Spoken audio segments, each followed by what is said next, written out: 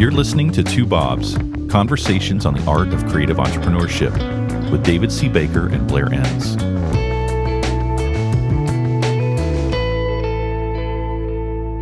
All right, Blair, today the topic is, are you fishing in the right pond? I don't really care about the audience today, just to make that clear. That's a good way to start an episode, isn't it? So it's the same as usual. Right. No, I was going to call you today with a specific question like this about a book I'm writing. This saves me a call with you. Is this the novel or is it the other book? No, the other one. Yeah. The book that I know people will buy, not the novel. So I'm hoping to get my question answered. So I'm really going to take this in a different direction. If it feels like we're losing the audience here, and you wonder, that's it. I just don't care. Is there even an audience? Do you ever look at the analytics? Is anybody listening to this? Marcus lies to us. My wife still does not listen to this. My wife doesn't either. I'm glad, actually, because I don't have to be as careful what I say. All right. So are you fishing in the right pond?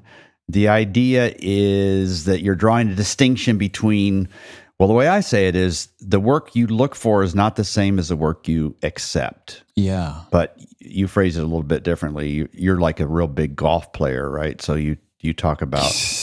Do I strike you as a real big golf player? You don't. I would play more golf, except the uniforms are horrible. Those shirts are horrible. Yeah. Actually, I have a really cool golf shirt that no other golfer would wear. But anyway, go on. You pictured it in golf terminology. Yes. So to start with that. The target is not the market. The target is that at which you aim, and the market is that which you are happy to hit. I don't golf much anymore, but I assume golfers aim for the flag and are happy to land on the green. And maybe they aim for the green, and I don't know, but that's how I think about it. Yeah. You're on the tee-off box. It's a short par 3. You reach for whatever iron. See, I'm faking my way through this sport. And you're aiming for the flag, but you're happy if you just land on the green. And so the worse you are at golf, the more this episode will appeal to you. Yeah. Aim for something, but be happy if you just hit something bigger. Something's happened, though, in doing an episode like this on this topic 30 years ago probably wasn't the same as doing it now. The world around us is changing, so this is even more relevant than normal. There's 2 reasons to talk about this. One is if it's just you and I talking here, it's a thinly disguised way for me to talk about something that we're doing differently at Win Without Pitching. But also, it is funny times right now. It is funny economic times. And you and I and a couple of other friends who also serve the creative firm market, we check in with each other every day on what are you seeing. So we're constantly putting feelers out. What's going on in the economy? How is our market, creative firms, how are they doing these days? There are mixed economic messages. There are some firms that are doing well, but I think the way I would characterize it, and I probably have before, is there's a lot of economic uncertainty. It's uncertain times. Money is not flowing freely. So as a result, many of the conversations that you and I have, not just in this podcast, but privately, often comes back to the subject of positioning. Yeah. Right. So are you fishing in the right pond? We're kind of neglecting half of the positioning equation here, and that is what is it that you do? And I simply wanted to look at the other half, which is the market you serve. Maybe it's time to rethink the pond that you're fishing in. So when you look back over your experience at Win Without Pitching, who's the client that we would least expect to hear where you feel like you delivered value? Oh, that's a good question. So our target market has always been expressed as, the short version of a positioning statement would be sales training for creative professionals. Right. So the market being creative professionals. Now, that has always been the target. That's been the flag or the pin at which we've aimed. And the larger green that we're happy to hit is basically any professional or anybody who sees themselves as an expert first, a practitioner or an advisor, and a salesperson second. So the target is creative professionals. The larger market is any kind of expert whose second job is selling. And the most unusual, well, a lot of consulting companies, a lot of financial planning firms. Any doctors, lawyers? A couple of doctors, couple of lawyers, architects, interior designers, staffing companies. We've worked with a couple of SaaS companies. That's not a good fit for us. They're selling a product. They're not selling expertise. Right. That has to be the common thread, is that they're selling expertise. Right. Recently, you've worked with another firm in the professional services space, and there was certainly enough overlap. They're selling different things, but it's still expertise. And so there's enough common threads there. When they hear you talk, they may not feel like you have a camera in their office the same way a creative does, but they hear you explain the principles behind how you think, and they're nodding their heads. And it's like, yep, that's us. Yeah. So when I think of the books that I've written, I'm writing to a designer or a small or independent design firm. And that's my surrogate for other creative businesses. So it could be an ad agency, a marketing agency of some other kind. But when I, historically, for 20 years anyways, when I wrote to that audience. It's counterintuitive, but when you aim for the pin, you aim for the smaller target, the larger market, they're not idiots. They will see relevance in what you do for them. So my intuition has always been to stay small and narrowly focused. If I look back over 24 years, it's one of the things that I'm most proud of is I've resisted the urge to broaden out, because as you craft messages and services to a narrow, specific audience, you should hear from tangential markets. And some of those people in those tangential markets, they'll look at what you have and think, well, that works for us too. They will try to persuade you to broaden out your message and your services to a broader audience. And we'll get into this. There's a time when you should pay attention to that advice. But early in your business, that's advice you would be better off to ignore. Yeah. It's like there's two different segments in a restaurant next to each other, tables next to each other, and you're at the table with your exact fit audience. This is the flag people. And you're having this great conversation, and the people next to you are in a kind of related field, but they're more on the green. They're not at the flag. They're overhearing the conversation, and they're thinking, we don't hear that sort of insight in our space. And then they scoot over here and said, can we talk? And that's okay. I'm afraid people are going to run away with this in the wrong direction. So the way you organize this feels good to me. You're talking about three main market problems. The first is too broad, too narrow, and just wrong. And what you and I have been chatting about for the last few minutes is the too narrow thing, but we don't want to start with that because too broad is a really dangerous thing too. So let's start with that. So 3 market mistakes. You can be going after too broad a market, too narrow a market, or just the wrong market. The most common one by far is too broad a market. You get distracted by the size of the market and you delude yourself into thinking that, if I can just get a small piece of that big market, then I will be better off. I went looking for a quote from Peter Thiel in his book 0 to 1 on this, and I ended up making all kinds of notes, all kinds of quotes, and I'll quote him numerous times throughout this episode on this subject. So here's what Thiel has to say on the topic of being too broad. It's always a red flag when entrepreneurs talk about getting 1% of a $100 billion market.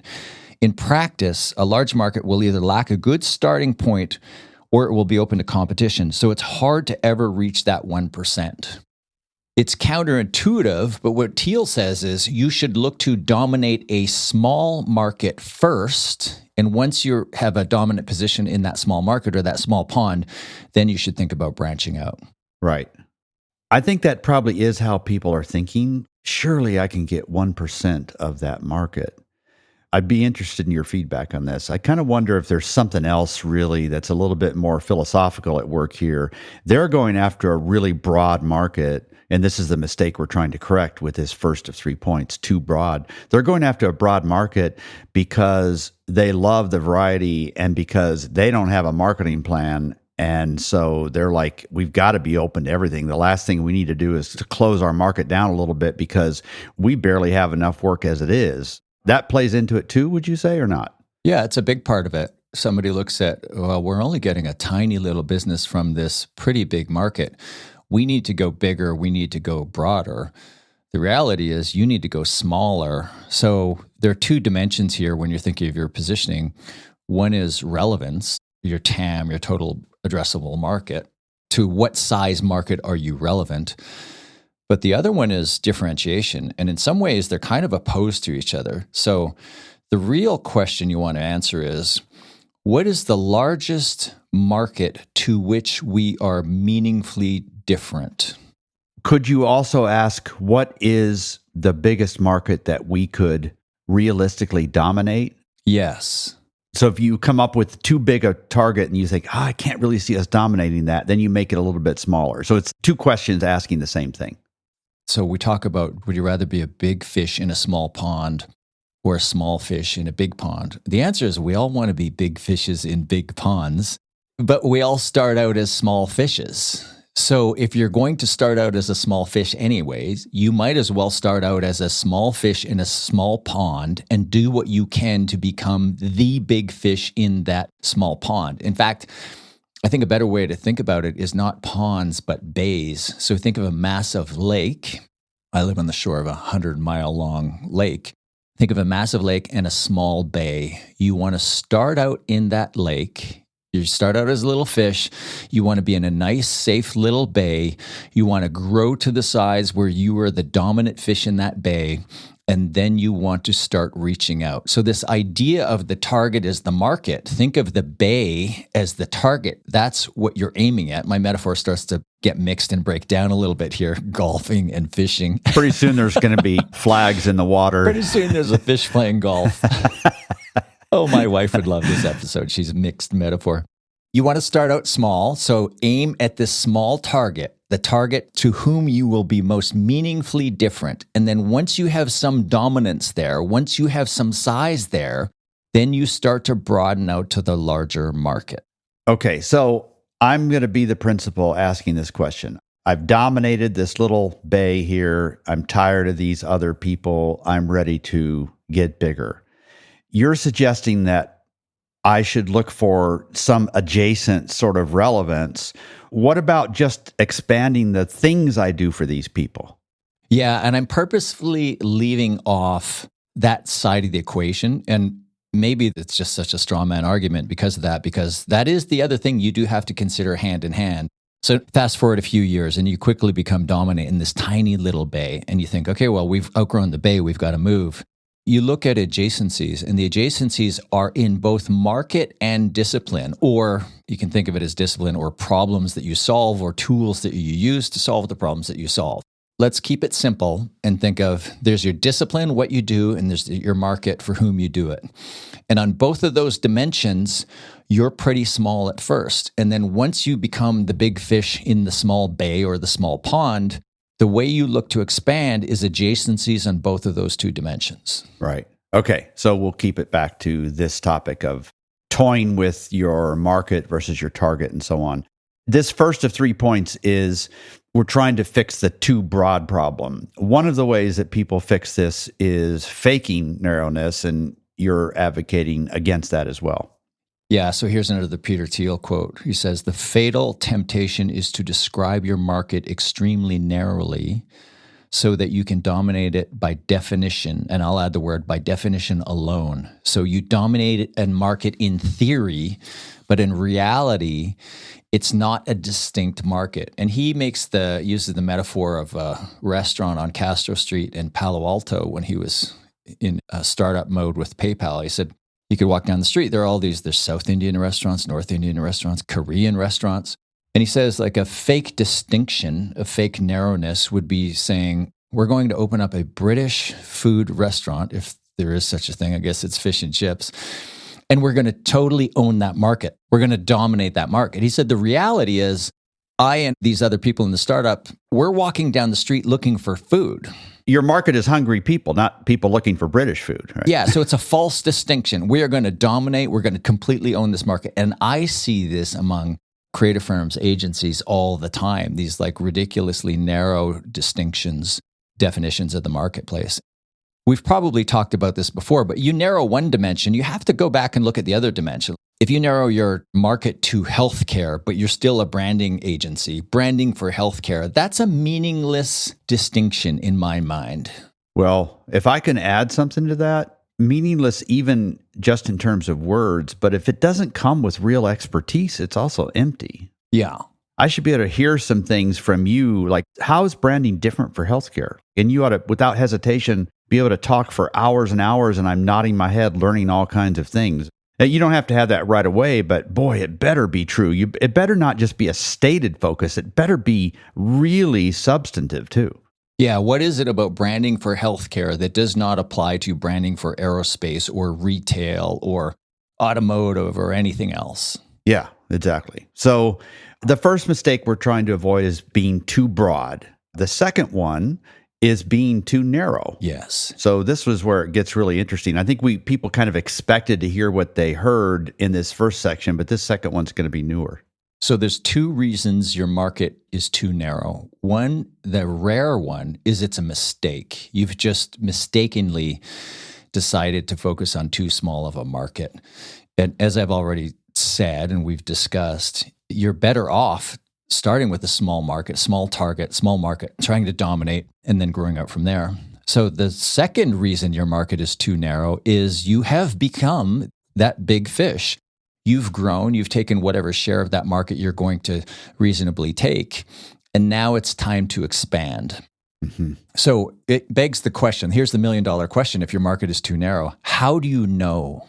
How do you know when it's time to leave the bay and move into an adjacent market? And the obvious answer is your market will tell you. Mm-hmm. Your market will tell you that it's time. Like, so Win Without Pitching, we open a public workshop by saying, we talk about, well, the target isn't the market. The target is that at which you aim. The market's that which you're happy to hit. We do, as an example, sales training for creative professionals. That's the language we take to the marketplace, but we actually do more than sales training. And some of you aren't creative professionals. Now, as the years go by, some of you became most of you. And at some point, we had to open our eyes and say, it's time to broaden the language. It's time to move into a broader market. Yeah. And so that was the marketplace telling you that. So how do you know when you're too narrow? You just said your market will tell you, right? Now, that market, that's the adjacent relevance that you have. They're telling you that your market could be bigger, but you don't want to listen to them about your target changing. Or am I wrong? That's not how I think about it. So in our business, the target was creative professionals. The larger market is anybody who sees themselves as an expert first and a salesperson second.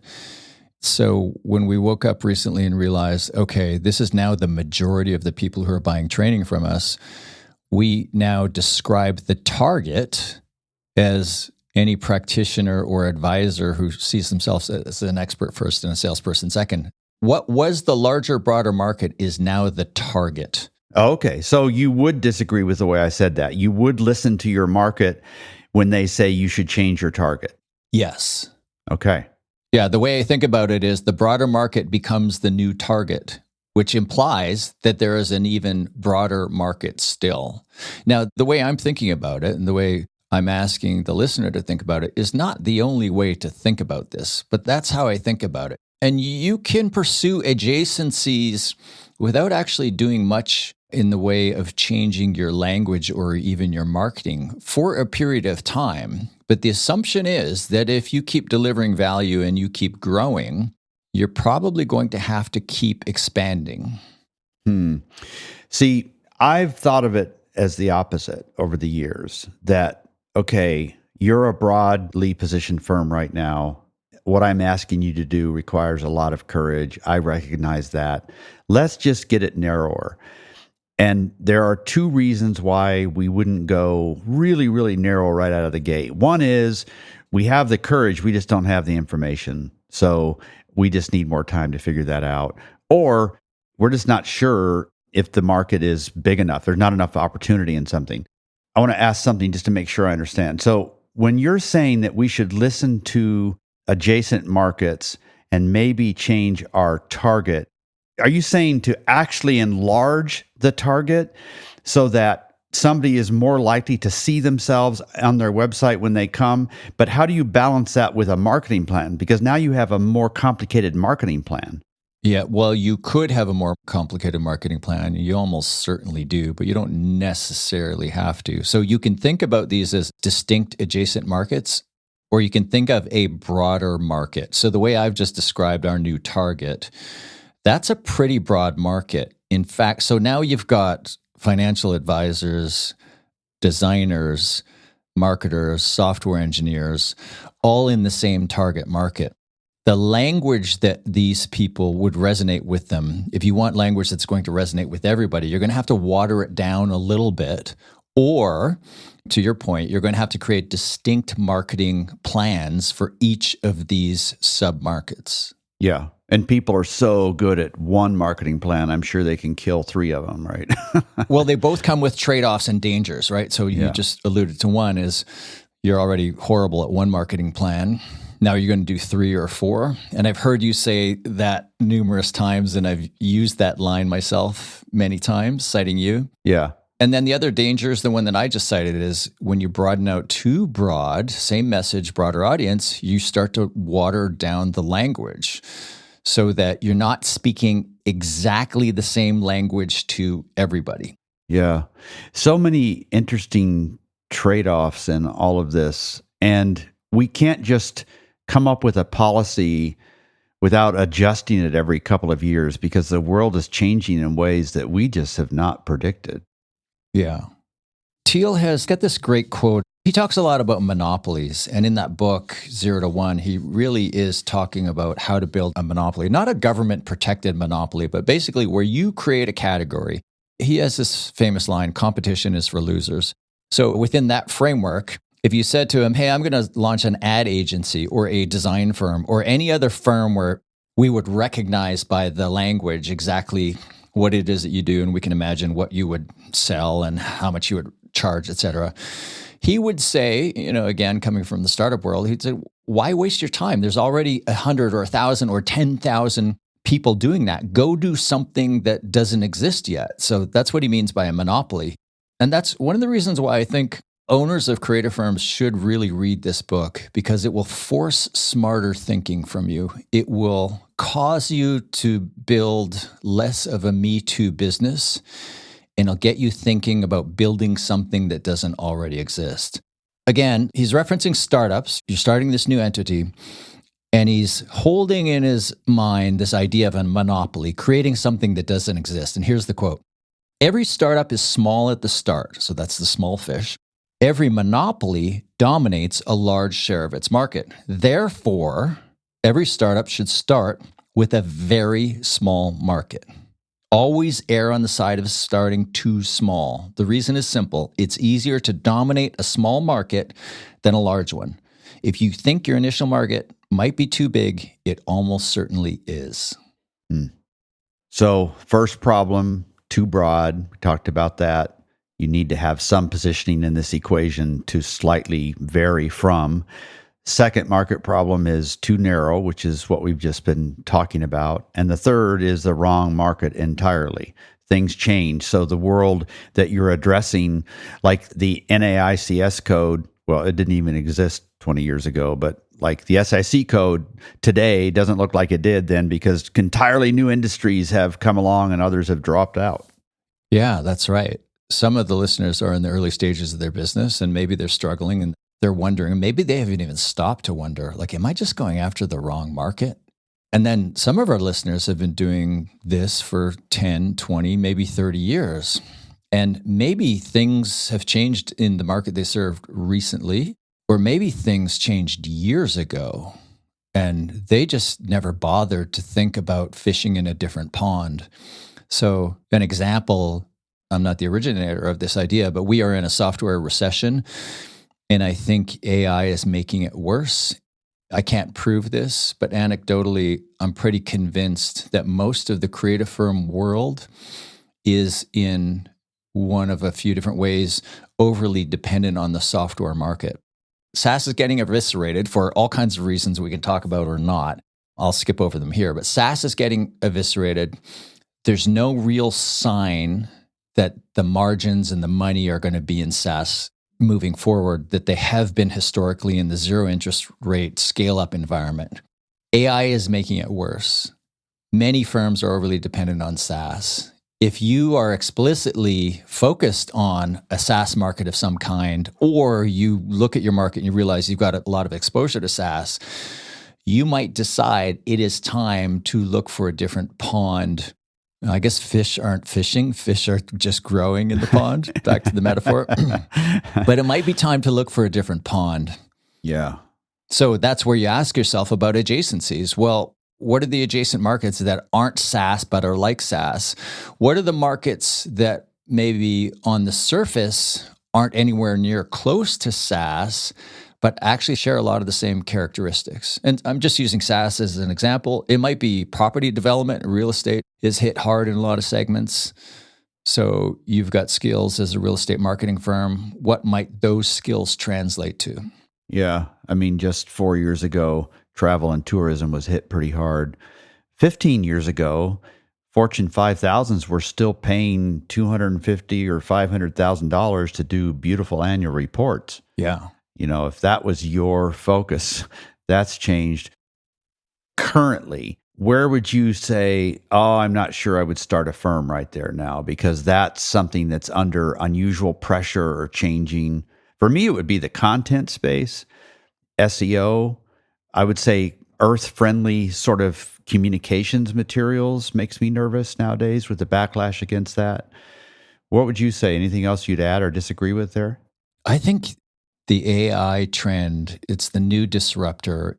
It's like mobile. It's like the internet before that. Maybe it's not as big as the internet, but it's as big as mobile. It's bigger. We don't even know what we're dealing with yet. That's got me nervous, excited and nervous about so many things. I came to the realization that I'm glad I'm not in a business where I am building new technology. Right. Because I think anybody who's building new technology right now is so vulnerable to disruption from AI. But I don't know beyond that. Coding is going to change for sure. Yeah. It's not like that need will go away, but some of the basic coding stuff, humans will just be looking at the work. That's going to be disrupted for sure. Yeah, I have a kid who just graduated from a software development program, and he's going, oh, great, like perfect timing. Yeah, buggy whips, no more. You and I have a mutual friend who basically said the era of US dev shops is over. They cannot compete. It's all moving overseas. That's a strong opinion. I think he's largely right. I don't know how right. It remains to be seen, but that space makes me nervous too. You know, the reality is all marketplaces make me nervous right now. You know what I was doing 35 years ago? I was managing a bookstore in Warsaw, Indiana, when Amazon first entered the scene. As you note here, Amazon started as a bookstore, right? They wanted to dominate a market, and then they expanded. And I remember telling my boss, his name was Jim, and I said, you got nothing to worry about, Jim. This is not a thing, right? Every single thing I said about Amazon changed. Now that particular bookshop is still flourishing because they're very tightly focused, but wow, not only do things change, they change so much faster than they did. You could set up positioning and you could kind of put it on autopilot for 15, 20 years. And then it came down to about 5 years. Nowadays, I'm thinking 3 is kind of the outside area where you need to, like, don't write it in ink, write it in pencil.